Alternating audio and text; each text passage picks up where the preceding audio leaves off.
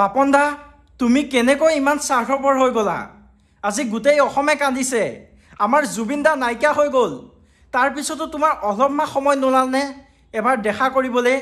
হয়তো বহাগ মাহ হোৱা হয় তুমি আহিলা হয় তোমাৰ সময় হল হয় যদি তোমাক কোনোবাই ফোন কৰি ক'লে হয় যে 15-20 লাখ টকা দিম তুমি এবাৰ আহা তেনেহলে তোমাৰ সময় ওলাল হয় কিন্তু আজি তোমাক কোনোৱে পইচা কথা নকলে তোমাৰ স্বাৰ্থ পূৰণ নহল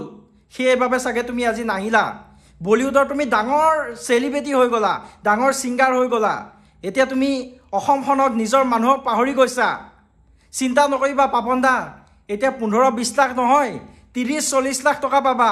আমাৰ জুবিন দা নাই আমাৰ কাৰণে বিহু ফাংচনো নাই এতিয়া অসমৰ যিমান ফাংচন আছে সব তুমি লবা 30-40 লাখ টকা লৈ লবা কিন্তু এটা কথা মনত ৰাখিবা পাপন দা আমি নেযাওঁ আমি কেতিয়াও নেযাওঁ